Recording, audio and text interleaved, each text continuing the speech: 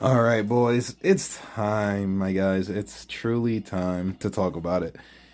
Legendary Sacred Treasure Transcendent Bond has come out. Now, the reason I make this video and not my normal patch notes video is because, yeah. By the way, this is gonna stand in as a patch notes video, so I probably won't make one when the next one comes out for the global patch notes anyway. But it just makes sense for me to talk about it because of the last little rant video I did via the dev notes. So this might be a lengthy video. Be sure to, relax, get your popcorn, because I got things to talk about. Now, I will be regurgitating a lot of what I said in the dev note video and adding on the new information that we have now that the update is here. I just want to see if my thoughts change or anything like that. And from what I've seen so far, it's about 50-50.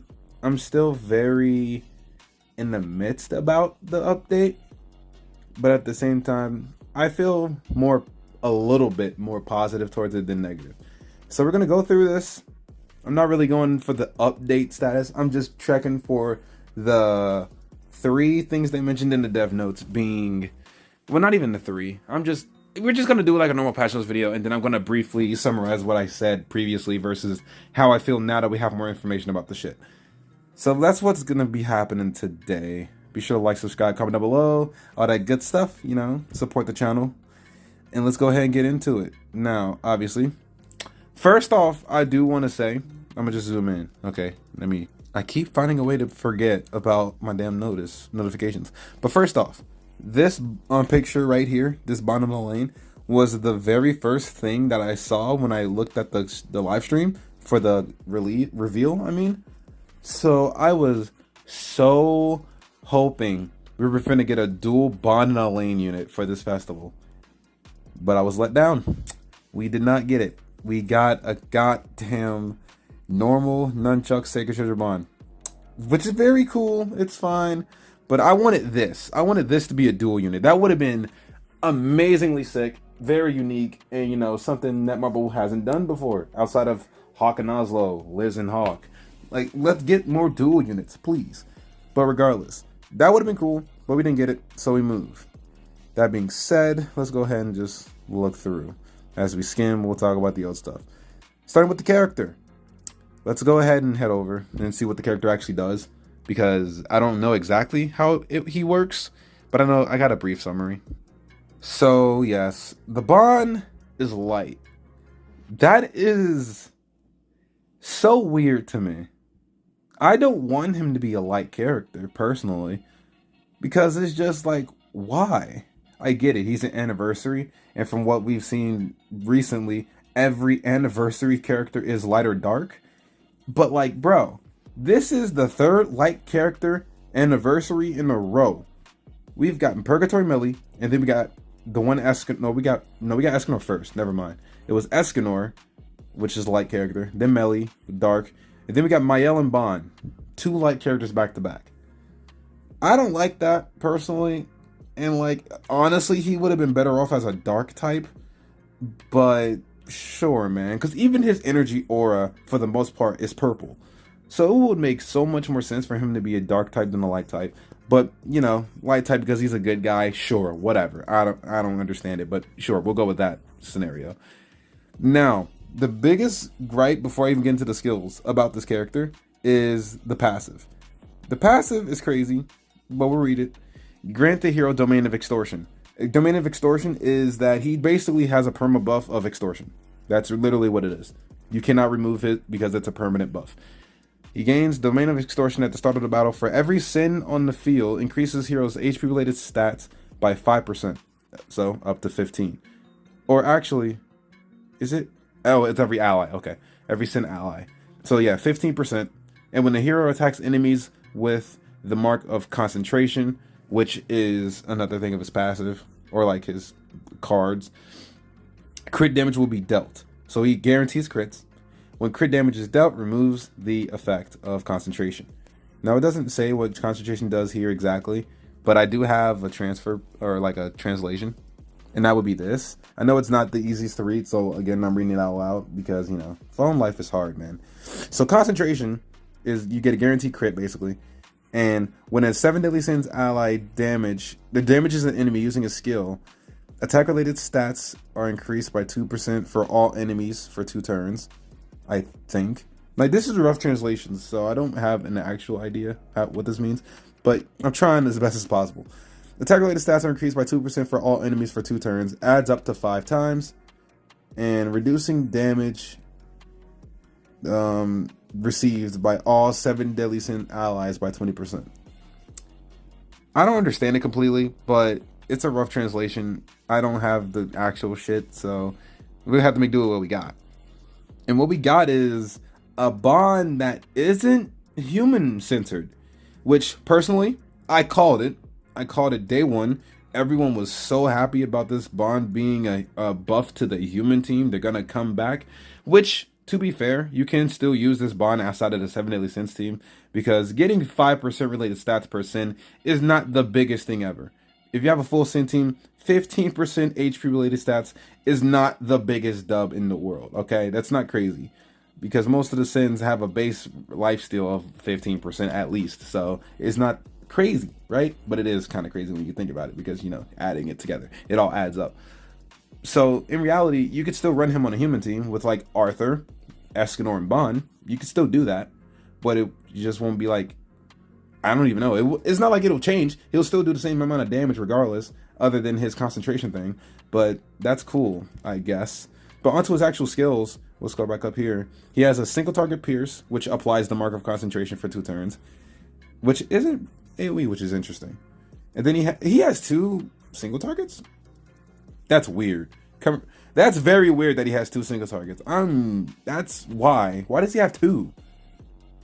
He is literally like his biggest feat with his sacred treasure was that he was able to wipe out thousands of microscopic bugs simultaneously, and he doesn't have an AoE skill?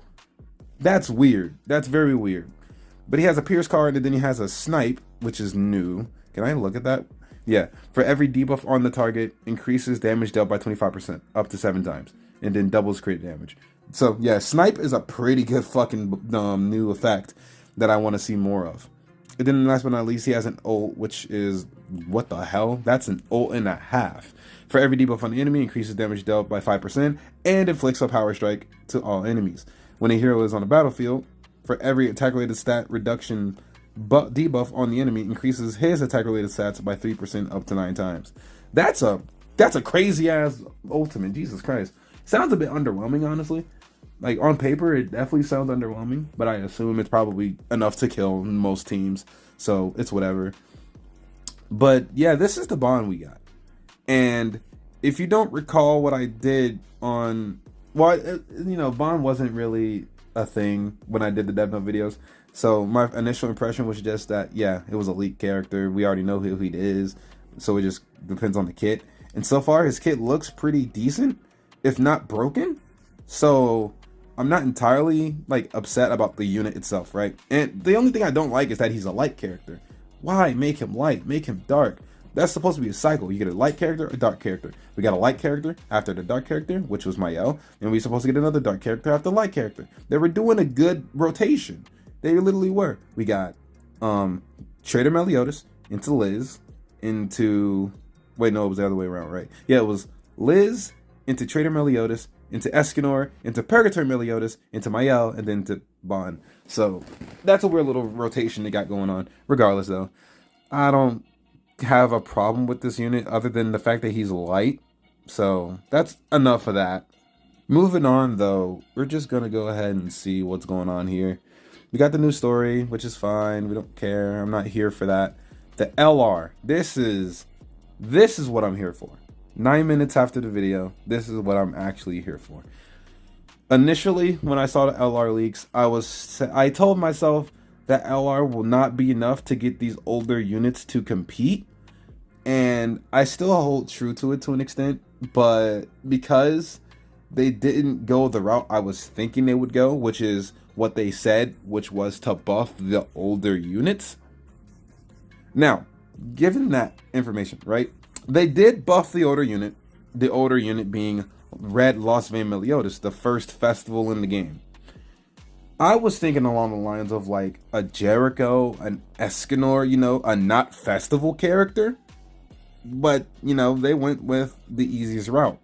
They went for Meliodas. And he has a little LR signal right there. It looks pretty cool, personally. I do like the way it looks. But, like, he came with a new outfit. That's cool. He has an LR outfit. It looks fucking amazing. I do like the way this looks. And then, here's the problem. To LR character, you have to do the new game mode, which we'll get into in a second. And you have to do the thing, and it's interesting because now to get this LR character, you have to first own the character, obviously, and you have to have them level 100 SA6, and then you will have the option once you go back to that character to limit break him into the LR stage. Afterward, he will be reset to level 0, and you have to level him up. Now, personally speaking, I do not know if you need to use SSR pendants again to get him 0 to 100, or you just have to quite literally just level him up via XP pots. I don't know, and there's not really information telling me if that's how it works or not from what I'm seeing here. Let me read a little bit.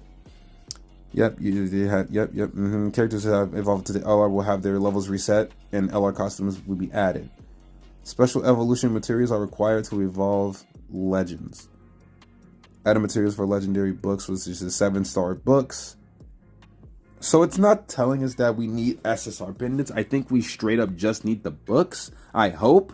Because if we need SSR pendants, that is roughly 40 SSR pendants for this LR character, which isn't bad when you think about it, right? Because we're probably going to get one every blue moon or every month, roughly, because he's linked to the new event that we were getting, and the event resets every month. So I am assuming we're going to get one LR character a month. That is my hopes. Now, going into what I said earlier, the LR character is not gonna, or what I said in my Death Note video, is that the LR characters wouldn't be, like, they won't be able to compete with the crazy scaling of festival characters of today's meta. But they somehow surprised me. Because not only are the LR characters, or the first one we get, is a banger and a half, being Lost Vid Meliodas, he has the highest CC in the game. He went from roughly 64, 65 KCC to 75 KCC.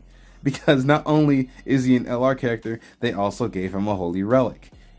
So he's actually the highest CC character in the game now.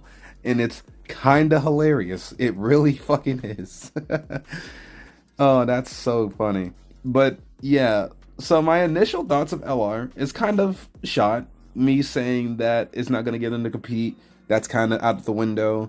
Me saying that it's going to be just annoying to farm it, that's out the window, because I think it's going to be pretty simple now. So my whole LR take, I sort of take it back, but it still comes with problems, being you need a shit ton of SSR pendants to do it in the first place. You can't see it right here, but you need 6 UR pendants just to get this man to the LR state. That is insane. That is actually insane.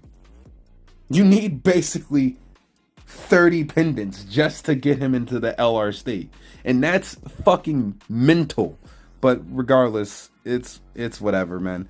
I guess it's worth it because he is now officially the highest CC character in the game. Maybe the best in the game, potentially. We don't know yet because obviously no one has him yet. And the update isn't out as the time of me recording this. So it's weird. But overall, I guess they kind of changed my mind on the LR system. So it looks like it's gonna be pretty good for most of these characters.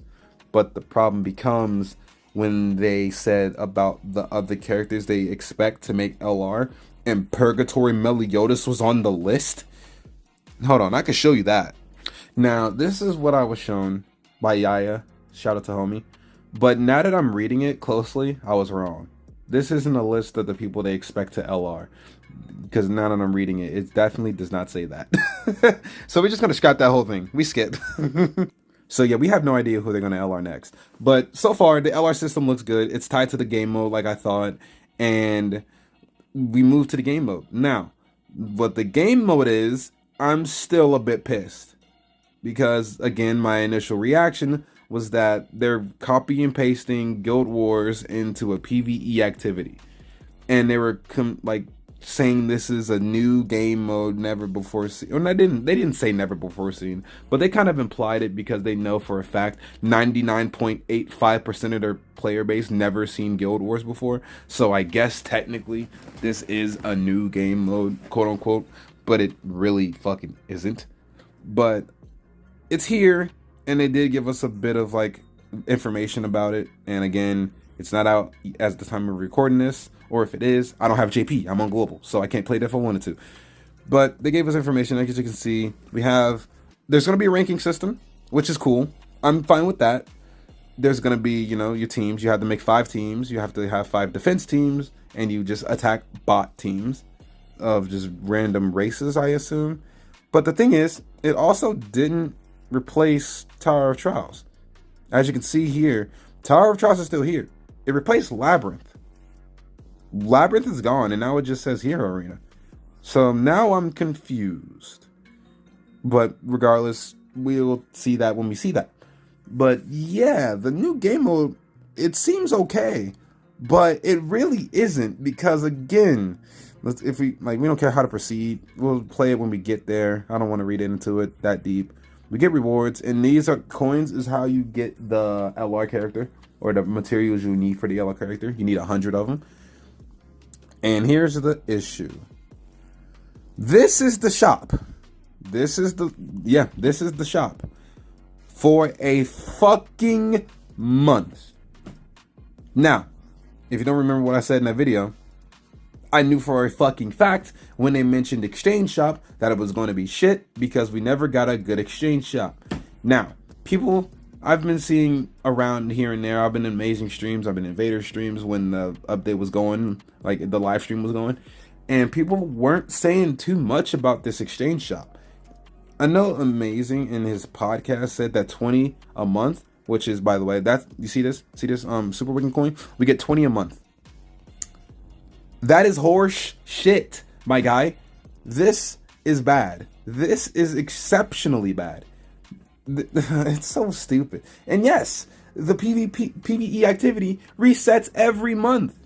Not weekly, not bi-weekly. It resets every month. So I am against this PvE activity because I was just right. So for a month, you can get 20. Okay, let's go through the list. Let's just go through it, right?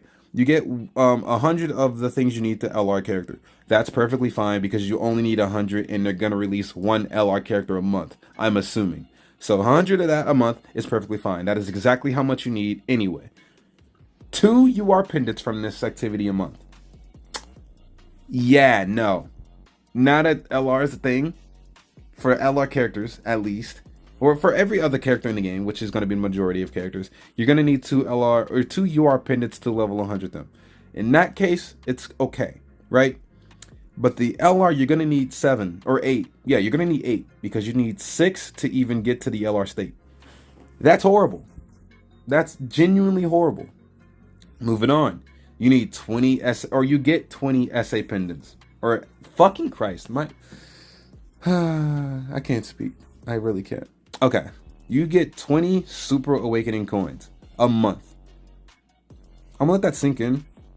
And if you really think that's good rewards, you're smoking something. Because goddamn, we get 20 to 27 depending on your RNG in the special dungeon of the Super Awakening coins.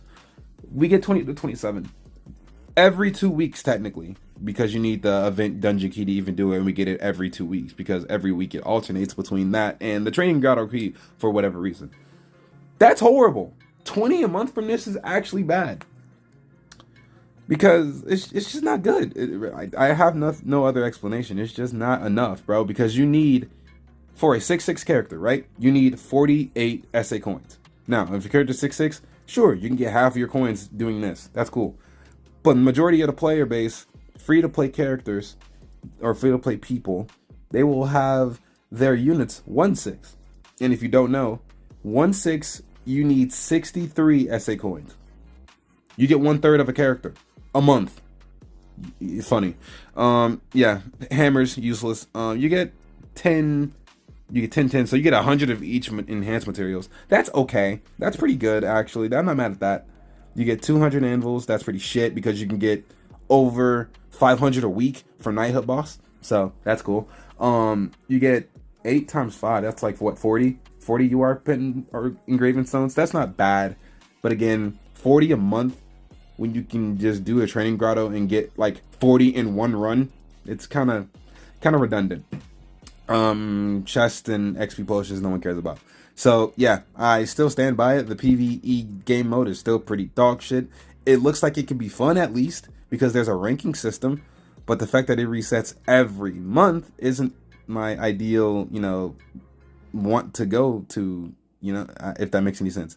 Like, I just don't like monthly resets. Give me weekly, at least, so the game can be enjoyable. And it gives us a reason to grind it, because in a month, you can get to Challenger, or at the very least, you can get to Champion pretty easy in a month. That's nothing, especially in a PvE game mode. Whatever, we move. New outfits for Bond. My favorite is the black and red one, period, because I'm just edgy, and cyberware is my shit. So, yeah, I like the black and red one. The Jackie Chan one is pretty cool, too. I like that one. The military fit, not so much, because the military fit's kind of cringe. But, or people call it military. It's not, bro. It's fucking not. But whatever. We'll move. We get the outfits. It's fine. Melody gets his outfits. It's fine. But we get a new card set for humans. I don't remember what it does. I think it increases our HP, which is cool. We get Lost Vein Meliodas' relic, which is pretty much baiting you into making sure you get him LR. But I don't know what it does. I'm gonna be honest. I'm not gonna read what it does here. I'm just too lazy. I don't have the translations for either of the relics. But I know they're pretty good, and that's all that really matters. And now they got the festival coins in shop. They didn't have Esterosa, pretty bad. Diamonds, the tickets to diamonds, notes, more notes. You got a sale for the Needhog pack. It's on sale. And then yeah, just normal festival stuff. Yeah, pretty normal. Nothing crazy. Free units. UR pick, but all of these units are pretty bad except for Merlin, I guess. Or not Merlin, Jesus. Deanne. So yep, we get a free 0 to 100 if you get the dailies, or not the dailies, just the event challenges done, and that's about it. Now, this update isn't crazy. It's decent. Content is there, spread out throughout, but it's not crazy. But now we get into the meat and potatoes. The final thing I want to talk about that's in my dev notes that isn't originally involved with the actual game itself. The community. Oh yeah, we get a new Mael outfit. The nigga look like Metro Man or some shit. But yeah, that's just a bunch of stuff. We do get the quality of life update that I love so much, but we have to be level 60 to do it, so that's weird. But sure, that's fine. Whatever. Yeah, just a bunch of stuff. Training grotto keys will be minimized to 10, so you better make sure you use them. And our sacred treasure boxes will be deleted if you don't use them. That's very stupid. But regardless, though, we go back, right? Now, the one thing that I didn't talk about again is just the community's reaction. Not a lot of people were pissed about him not being used on a human team as I thought they would be, because everyone was expecting him to be the human team comeback king type of thing. But it's not the case, because his passive is centered towards the 7 Deadly Sin allies. But again, that little part of his passive isn't that relevant. You can still use him on other teams. Just, he'll be missing out on 10% of his HP related stats. But that's literally not that much. You'll be fine. Because if you run Arthur, you get 50% just for existing. So this is the thing about this. Everyone is talking about quitting Grandcross, or they're just talking about how bad this update is. And I just want to give you my personal opinion on this update. The update isn't bad. It's not the craziest festival ever, but it's pretty good for what it is. because at this time of the game is actually pretty dead. But now we have, a character, the PvP character. But he's also not locked into PvP. Just a side note. So that's good. But then we got a few little content. We got Gallon's cousin, and then we got the new PvE game mode, which people can grind out for the month. So we're not technically going to be out of content. Here's the problem. Not with the game, though. With the community. No one is happy, it seems like. Everyone had an attitude from it, from what I've seen so far. And it's just hilarious to me. Because, like, the game is just, it's a PvP game at its core, bro. Like, this game is literally a PvP game through and through. And so, when we get a character that's meant for PvP, not a lot of people are happy about it. And I'm just like, why? Why? And even still, this Bond isn't PvP stuck. His passive can be used everywhere. So, but people are still complaining about PvP. Why? We knew he was going to be the meta character. We knew he was going to dominate the meta. But now that he's been announced, he's been shown, his kit's been announced, and you see a little bit of gameplay of him through the stream, people are somehow upset about that.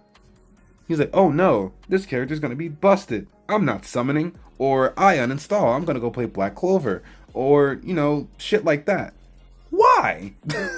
It's so weird, bro. It's like I didn't expect the PvP character to be good in PvP. It's insane to me. Like, it's so fucking stupid how people are so, I don't even know, man. It's just weird to me.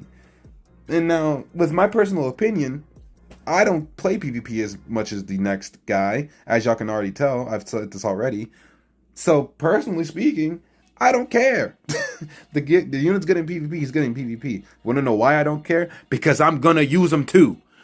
Literally. So why the fuck would I have an attitude about a character that's gonna be broken if he's gonna be on my team?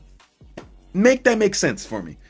Because a lot of people, and like even like people I know, friends of mine, it's just funny to me. Like, no one's gonna like this meta. No shit. It's the newest festival unit. No, like, barely anyone liked the Purgatory Meliodas meta. No one really liked the Escanor meta. No one really liked the Mael meta. No one really liked the Traitor Meliodas meta when he was a thing. Nobody really likes the Goddess meta, the Ragnarok meta. Like, bro, just pick a fucking team, please. Holy shit. Because it's, at the end of the day, it's a PvP game, bro. We're going to get PvP characters that's going to be better than the old PvP characters, and they're going to dominate a bit. Like, no one liked the Purgatory Bond meta because it lasted so long. Okay, you still had the character. And if you didn't have the character, guess what? You weren't playing PvP. So, for people to complain about the meta being fucked up, it's just stupid to me, because you're going to be using the character anyway. You're going to be a part of the meta. So, why? And, okay, now, I say this, right? And I guess a counter argument to my point would be, well, I want to have fun with other units. And yes, that is a very, very good counterpoint to my argument. But the fact of the matter is that the character is new and people like new shiny things. And so people are going to use those new shiny things. If you want to, have fun in PvP, do what I did and just don't level up in geared PvP. That's about the only advice I can give you. Because that's about the only out to playing against meta teams all the time. That's literally the only out you have. So either downgrade in geared or just suck it up and use Purgatory Bond or what Sacred Treasure Bond. Just suck it up, because literally everyone that complained summoned. Prime example, or they're gonna summon. I guarantee you, every single person that was talking shit about the character, except for like a few, right? I'm not going to say like everyone is like this, because obviously I don't know how everyone will react, right?